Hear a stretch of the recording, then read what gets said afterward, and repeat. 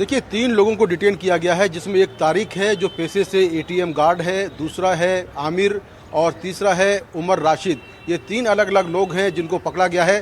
दरअसल ये वो लोग हैं जो कि गाड़ी को बेचने और ख़रीदने में शामिल थे, जिसमें तारिक है, आमिर है और उमर राशिद है। इन तीनों से लगातार पूछताछ चल रही है कि क्या इनका इस ब्लास्ट से, इस धमाके से कोई कनेक्शन है या नहीं है। उमर राशिद जो जेएंडके में पकड़ा गया है वो अलग शख्स है, और जो सस्पेक्ट है वो उमर मोहम्मद है। वो यहाँ से गायब हुआ है, दिल्ली से वो मारा गया है या गायब हुआ है, अभी इसको लेकर कुछ साफ नहीं है। तो ये दोनों उमर अलग अलग हैं। तो जो 3 लोग पकड़े गए हैं जेएंडके में, वो लोग हैं जो कि गाड़ी को बेचने और खरीदने में शामिल थे। और आरोप ये है कि तारिक और आमिर ने मिलकर ये जो गाड़ी थी i20, ये उमर मोहम्मद को दी थी। अब ये गाड़ी किस लिए दी थी, इसको लेकर पूछताछ चल रही है। इनकी क्या भूमिका है इस पूरे ब्लास्ट में, उसको लेकर पूछताछ चल रही है। लेकिन जो उमर मोहम्मद है वो फिलहाल अभी गायब है, और उसको लेकर पूरी इन्वेस्टिगेशन में अब 2 उमर आ गए हैं। मुकेश, आपने उसे राइटली पॉइंट आउट किया है, क्योंकि हम एक उमर की बात लगातार कर रहे थे जो गाड़ी चला रहा था, उमर मोहम्मद, और उमर राशिद जिसे वहां श्रीनगर में अवंतीपुरा में हिरासत में लिया गया है और वहां पूछताछ चल रही है। तो ये जरा अपने दर्शकों के लिए क्लैरिफाई करना भी बहुत जरूरी था। आशुतोष के पास एक बार चलेंगे। आशुतोष, वहां पर जो एक सिक्योरिटी अमला है वो किस तरह से बढ़ाया गया है, क्योंकि हम देख रहे हैं कि वहां पुलिस का जो एक जमावड़ा है, रैपिड एक्शन फोर्स का जमावड़ा है, वो बढ़ रहा है। वहां पर जांच जो है वो किस स्तर पर पहुंची है, जरा कुछ वहां से अपडेट दीजिए।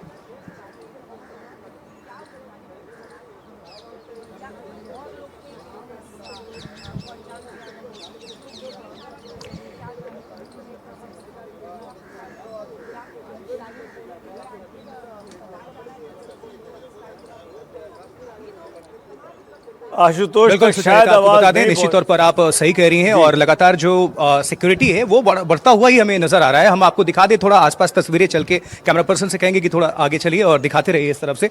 देखिए एफएसएल की गाड़ियां तो हैं ही, एम्बुलेंस की संख्या भी बढ़ती जा रही है। सुबह सवेरे जब हम आए थे तो यहाँ पर उस तरफ एक एम्बुलेंस थी और दूसरे हिस्से में भी थी, लेकिन अब वहाँ पर 3 एम्बुलेंसेज हो गई हैं। अब लगातार आप देख रहे हैं, क्योंकि अधिकारी भी लगातार आ रहे हैं, और किसी भी तरह से आपको बता दें कि हर एक लिहाज से, अच्छा थोड़ी देर पहले सुचेता और सुमित हम कह रहे थे कि सोर्सेज बता रहे हैं कि देखिए अब कुछ और गिरफ्तारियां हो सकती हैं, संभव हैं। और जो हमें जानकारी मिली अवंतीपुरा पुलवामा से कि 3 डिटेन किए गए हैं अभी, और आपको बता दें सूत्रों, और इसके साथ साथ और भी बता रहे हैं कि और भी गिरफ्तारी होगी, और भी लोग डिटेन किए जाएंगे, चाहे वो जम्मू कश्मीर से, चाहे आप किसी भी हिस्से से आप ले सकते हैं, क्योंकि ये पूरा मामला जो है बहुत संगीन और संवेदनशील है। और कोई भी लूप होल, कोई भी छोटी सी छोटी चीज, पूरी एजेंसी जो है और सरकार खुद, जो कि प्रधानमंत्री खुद इसको मॉनिटर कर रहे हैं, लीड कर रहे हैं, गृहमंत्री खुद इसको लीड कर रहे हैं, तो ये भारत पर एक तरह से अटैक। और इसको जोड़कर देखिए कि पाकिस्तान में भी हलचल है, पाकिस्तान ने भी अपनी आर्मी को किस तरह से मीटिंग बुलाई। लेकिन इसका इंपॉर्टेंट पहलू यह है कि जो कड़ियां लगातार खुल रही हैं, क्योंकि लगभग अभी तक 16 घंटे हुए हैं, 16 घंटे में बहुत ज्यादा एक्शन हमें देखने को मिला है। और लगातार जब देश के गृहमंत्री अगर घटना वाली जगह पर आ जाते हैं या फिर घायलों से मुलाकात करने चले जाते हैं, प्रधानमंत्री ट्वीट करते हैं, गृहमंत्री से हालचाल लेते हैं पूरी तरह से कि अभी तक क्या ब्रीफिंग हुई, सब कुछ ये जानकारी मिल रही है। अध्यक्षता करेंगे। पूरे मामले में एक बड़ी यूनिक चीज देखी गई, जितनी गिरफ्तारियां गुजरात से लेके और फरीदाबाद तक हुई और अभी ये ब्लास्ट हुआ, सब व्हाइट कॉलर लोग थे, डॉक्टर्स।